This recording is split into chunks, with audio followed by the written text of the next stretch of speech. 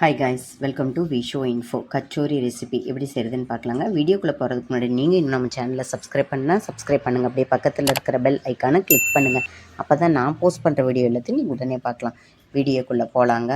செய்ய தேவையான பொருள்லாம் பார்க்கலாங்க. எடுத்து வச்சுருக்கேன். மைதா 1 கப்பு, மாவு பசிய தண்ணி, தேவையான அளவு உப்பு, அப்புறம் ஓமம் 1/4 ஸ்பூன், பேக்கிங் சோடா 1 பிஞ்சு, மாவு பிசையும் போது நெய் கொஞ்சம் தேவைப்படும், ஒரு 2 டீஸ்பூனாகவும் தேவைப்படும்.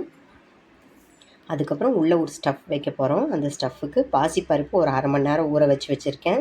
இந்த ரெசிபிக்கு தேவையான உப்பு அந்த பாசிப்பருப்பு மேலே போட்டு வச்சுருக்கேன். இப்போ அதை கொரன்னு அரைக்க போகிறோம். அதுக்கப்புறம் உள்ளே வைக்கிற ஸ்டஃப்புக்கு இந்த பாசிப்பருப்பு கூட ஒரு மசாலா சேர்க்க போகிறோம். இதில் என்னென்ன இருக்குதுன்னு பார்த்தீங்கன்னா, சோம்பு, சீரகம், தனியா, பெப்பர் இதெல்லாம் இருக்குது. இதில் நான் வறுத்துட்டு கோர்ஸாக அரைச்சி வச்சுருக்கேன். அப்புறம் காரத்துக்கு பச்சை மிளகாய், chilli powder, garam masala, chat masala, pepper இதெல்லாம் தேவைப்படுதுங்க. நீங்கள் இப்போ பெப்பர் சேர்க்கிறதா இருந்தால் இந்த இதில் சேர்க்க வேண்டியதில்லை. காரம் பார்த்து சேர்த்துக்கோங்க. சில்லி பவுடரும் சேர்த்துருக்கோம், பெப்பரும் சேர்த்துருக்கோம், பச்சை மிளகாவும் சேர்த்துருக்கோம். உங்களுக்கு தகுந்த மாதிரி காரம் சேர்த்துக்கோங்க. கூட ஆம்ச்சூர் பவுடரும் எடுத்துக்கோங்க புளிப்புக்காக. இப்போ இதை ஃபஸ்ட்டு கோர்ஸாக அரைச்சிட்டு வந்துடலாம். அதுக்கு முன்னாடி மாவு பிசைஞ்சு வச்சுட்டு நம்ம அதை அரைக்க போனோம்னா மாவு ஒரு ஹாஃப் அன் ஹவராவது ஊறணும். ஃபஸ்ட்டு இப்போ மாவு பிசைஞ்சு வச்சிடலாங்க. நம்ம எடுத்து வச்சுருக்கிற உப்பு, பேக்கிங் சோடா, அப்புறம் இந்த ஓமம் இதை சேர்த்துக்கலாம். அதுக்கப்புறம் அது கூட நெய் ஒரு 2 டீஸ்பூனாகவும் டெஃபினட்டாக சேர்த்துக்கலாங்க. அப்போ தான் நம்மளோட கச்சோரி நல்லா டேஸ்ட்டாக மட்டும் இல்லாமல் ரோஸ்ட்டாகவும் இருக்கும், ட்ரை ஆகாமல் இருக்கும். நெய் சேர்க்கலைன்னா ட்ரை ஆகும். நெய் சேர்த்தோம்னா நல்லா சாஃப்டாக இருக்குங்க, காஞ்ச மாதிரி தெரியாது. இந்த அளவுக்கு சேர்த்துக்கலாம் நெய். நல்லா மிக்ஸ் பண்ணிக்கலாம். இதை நல்லா மிக்ஸ் பண்ணிவிட்டு இப்போ தேவையான அளவுக்கு தண்ணியை சேர்த்திட்டு பூரி மாவு பக்குவத்துக்கு பிசைஞ்சு வச்சுக்கலாங்க. பாருங்கள், இந்த மாதிரி நல்லா கெட்டியாக பிசைஞ்சு வச்சுக்கோங்க. மாவு காயாமல் இருக்கிறதுக்கு மேலே எண்ணெய் 1 ஸ்பூன் ஊற்றி ஸ்ப்ரெட் பண்ணி வச்சுருங்க. இப்போ உள்ளே வைக்கிற ஸ்டஃப் ரெடி பண்ணுறக்குள்ளே இது ஒரு ஹாஃப் அன் ஹவர் ஊறட்டும். இந்த பாசி பருப்பையும் உப்பையும் நம்ம அரைச்சி எடுத்துக்கலாம். தண்ணி தேவையில்லை, இதில் இருக்கிற தண்ணியே போதும். பாருங்கள், இந்த மாதிரி அரைச்சிக்கணும். இப்போ இதை அரைச்சதை ஒரு பவுலுக்கு ட்ரான்ஸ்ஃபர் பண்ணிக்கலாம். கச்சோரிக்கு உள்ளே வைக்கிற ஸ்டஃப் ரெடி பண்ணிகிட்ருக்கோம். நம்ம இதை வறுத்து வச்சுட்டோம். மசாலா எல்லாம் ரெடியாக இருக்குது. இப்போ எப்படி செய்யுதுன்னு பார்க்கலாங்க. ஹீட் பண்ணி வச்சுருக்கேன். இதில் 1 டேபிள் ஸ்பூன் ஆயில் சேர்த்துக்கலாம். ஆயில் ஹீட் ஆகிட்டுருக்கு. இப்போ நாம் கட் பண்ணி வச்ச பச்சை மிளகாவை சேர்த்துக்கலாங்க. இதை 1 நிமிஷம் நல்லா வதக்கிக்கலாம்.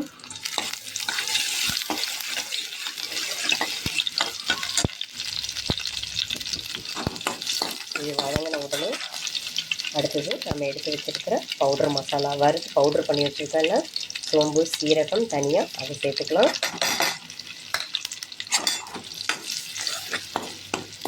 இதெல்லாம் உங்கள்கிட்ட ஆல்ரெடி வறுத்த பவுடர் இருந்தால் ஓகே, இல்லாட்டி நீங்கள் இதெல்லாம் ஒரு டீஸ்பூன் எடுத்து வறுத்துக்கோங்க. நம்ம எடுத்துருக்கிற அளவுக்கு நான் சொல்கிறேன். இதுக்கப்புறம் நம்ம எடுத்து வச்சுருக்க masala, chilli powder, garam masala, pepper powder, chaat masala இதெல்லாம் சேர்த்துக்கலாம். 3 விதமான காரம் சேர்க்குறோம். நீங்கள் பார்த்தே காரம் கம்மியாக சேர்க்கணுன்னா இதெல்லாம் கொஞ்சம் குறைச்சிக்கோங்க. இது நல்லா மிக்ஸ் பண்ணிக்கலாம். இப்போ பாசிப்பருப்பு நம்ம அரைச்சி வச்சுருக்கோம். ஒரு ஹாஃப் அன் ஹவர் ஊற வச்ச பாசிப்பருப்பு, உப்பு சேர்த்து நம்ம அரைச்சி வச்சுருக்கோம். இப்போ இதெல்லாம் நல்லா மிக்ஸ் பண்ணிவிட்டு இதோட பச்சை வாசனை போக நல்லா வதக்கிக்கலாம். அரைக்கும் போது உப்பு சேர்த்துருக்கோம். இப்போ அது போதுமா அப்படிங்கிறத நீங்கள் இந்த ஸ்டேஜில் நல்லா செக் பண்ணிக்கலாம். இது வதங்கினதுக்கப்புறம் இது நல்லா 1 நிமிஷம் வதக்கிக்கலாம். கூட எண்ணெய் பத்தாதுன்னு நினச்சா அடியில் ஒட்டுற மாதிரி இருந்தால் கொஞ்சம் ஆயில் சேர்த்துக்கலாங்க. இதை நல்லா மிக்ஸ் பண்ணிக்கலாம். தீயாமல் நல்லா வதக்கி எடுத்துக்கலாம். பாருங்கள், இந்த மாதிரி நல்லா வதக்கிக்கணும். இதுக்கப்புறம் 1 டேபிள் ஸ்பூன் கடலை மாவு எடுத்து வச்சுருக்கேன். இது நல்லா ஒரு பைண்டிங் கொடுக்கும் நம்மளோட ஸ்டஃப்புக்கு. அதனால் இதையும் சேர்த்து நல்லா வறுத்துக்கலாங்க. இன்னும் 1 நிமிஷம் நல்லாவே வறுத்துக்கலாம். கச்சோரிக்கு உள்ளே வைக்கிற ஸ்டஃப்பு இந்த மாதிரி ரெடி ஆயிடுச்சுங்க. பாருங்கள், இந்த அளவுக்கு நம்ம நல்லா வதக்கி எடுத்துக்கணும். இப்போ இதை நம்ம ஒரு பிளேட்டுக்கு மாற்றிக்கலாம். நல்லா ஆறட்டுங்க. டேஸ்ட்டு செக் பண்ணிக்கலாம். பாருங்கள், நம்ம பிசைஞ்சு வச்ச மாவு எந்த அளவுக்கு நல்லா சாஃப்டாக வந்துருக்கு பார்த்தீங்களா? அதனால தான் நம்ம நல்லா ஊற வைக்கணும்னு சொன்னது. இப்போ இதிலிருந்து நம்ம கச்சோரிக்கு தேவையான அளவுக்கு எடுத்துக்கலாங்க. இப்படி நல்லா ஷேப் பண்ணிக்கலாம். எந்த அளவுக்கு வேணுமோ அந்த அளவுக்கு எடுத்துக்கலாங்க. எடுத்துட்டு நம்ம கொழுக்கட்டை செய்வோம் பார்த்தீங்களா, அந்த மாதிரி இப்படி ஒரு ஷேப்பாக எடுத்துகிட்டு வந்துடணும். ஒரு பவுல் ஷேப்புக்கு எடுத்துகிட்டு வரணும். சுற்றி ரொம்ப மெலீஸாக இருக்கணும். சென்டரில் மட்டும் கொஞ்சம் நல்லா தின்னாக இருக்கணுங்க. பாருங்கள், இதெல்லாம் ரொம்ப தின்னாக இருக்கணும். இங்கே மட்டும் கொஞ்சம் திக்காக இருக்கணும். ஸ்டஃப் ரெடி பண்ணி வச்சுருக்கோம். இதிலேருந்து ஒரு பீஸை நம்ம எடுத்து இதை க்ளோஸ் பண்ணிக்கலாம். பாருங்கள், எப்பவும் போல் நம்ம இப்படி வச்சு க்ளோஸ் பண்ணிக்கலாம். அதனால தான் நம்ம மெல்லமாக இப்படி விரித்து விடுறோம். இப்படி எக்ஸஸாக இருக்கிறத நீங்கள் இப்படி கிள்ளி எடுத்துட்டாலும் சரி, இல்லை இது கூடி இப்படி நல்லா அழுத்தி விட்டுட்டாலும் சரி, இந்த மாதிரி எடுத்துகிட்டு வந்துடணும். எடுத்துகிட்டு வந்ததை மெதுவாக இப்படி அழுத்தணும். பாருங்கள், இந்த மாதிரி உள்ளங்கையில் வச்சு அழுத்தணும். வெளியே வந்துடாத மாதிரி கரெக்டாக செக் பண்ணிக்கணுங்க. ஏன்னா இதை நம்ம எண்ணெயில் போட்டு பொரிக்க போகிறோம். அதனால் எந்த அளவுக்கு வேணுமோ அந்த அளவுக்கு பார்த்து மெதுவாக அழுத்தி விடுங்க. பாருங்கள், இந்த மாதிரி ரெடி பண்ணணும். நம்மக்கிட்ட இருக்கிற மாவு, உள்ளே வைக்கிற ஸ்டஃப்பு எல்லாம் ரெடியாக இருக்குது. இந்த மாதிரி நான் எல்லாத்தையும் ரெடி பண்ணதுக்கப்புறம் காமிக்கிறேங்க. கச்சோரியெல்லாம் ரெடி பண்ணி வச்சுட்டேன். இப்போ இதை எண்ணெயில் போட்டு பொரிச்சு எடுக்கலாங்க. ஆயில் ஹீட் வச்சுருக்கேன். ஓரளவுக்கு ஹீட் ஆகிடுச்சு. மீடியம் ஃப்ளேம்லேயே வச்சுக்கோங்க. உள்ளே ஸ்டஃப் வேறு இருக்கல. ஏற்கனவே நம்ம வதக்கி தான் செஞ்சுருக்கோம். இருந்தாலும் அது நல்லா ஃப்ரை ஆகணும். அதுக்காக நம்ம ஓரளவு மீடியம் ஃப்ளேம்லேயே வச்சுக்கலாங்க.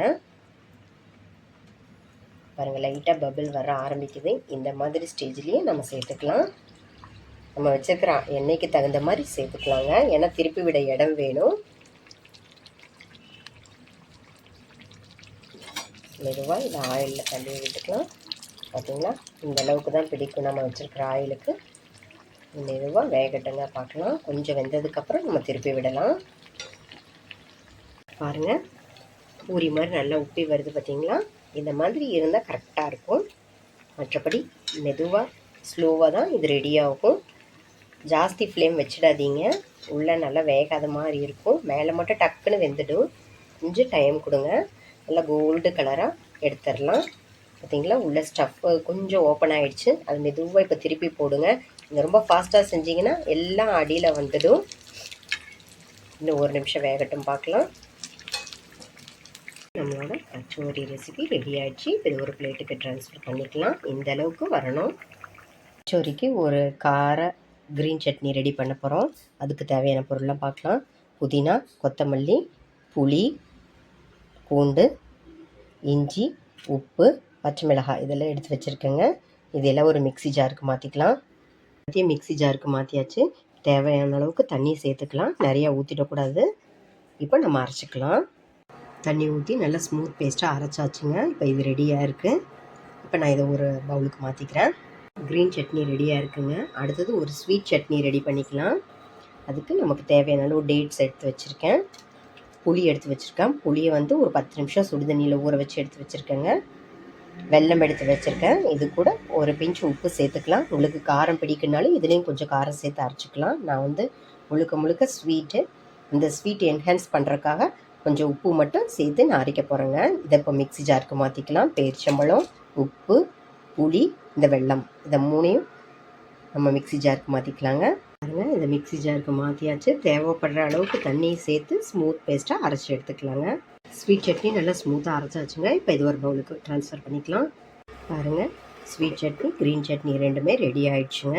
விலாசமாக நம்மளோட கச்சோரி ரெசிபி ரெடி ஆகிடுச்சுங்க. க்ரீன் சட்னி ஸ்வீட் சட்னியோட சாப்பிட்டா சூப்பராக இருக்கும். நீங்கள் மேலே ஸ்ப்ரெட் பண்ணிவிட்டு சாப்பிட்டாலும் ஓகே, நீங்கள் தொட்டு சாப்பிட்டாலும் ஓகே, உங்கள் சாய்ஸ் தான். ஒவ்வொரு ஸ்டெப்பையும் கரெக்டாக ஃபாலோ பண்ணுங்கள். அட்டகாசமாக வரும். சிம்பிளான ரெசிபி தான். மேஜராக உள்ளே வைக்கிற ஸ்டஃப்புக்கு பாசிப்பருப்பு தேவை. வெளியில் வைக்கிற அந்த இதுக்கு மைதா தேவை. மைதா வேணும்னா நீங்கள் கோதுமை மாவில் கூட செஞ்சுக்கோங்க. அட்டகாசமாக இருக்கும் டேஸ்ட்டு. ட்ரை பண்ணி பாருங்கள். என்னங்க, இந்த ரெசிபி உங்களுக்கு பிடிச்சிருந்தா லைக் பண்ணுங்கள், ஷேர் பண்ணுங்கள், கமெண்ட் பண்ணுங்கள். ஞாபகமாக சப்ஸ்கிரைப் பண்ணுங்கள். ஓகே, பாய்.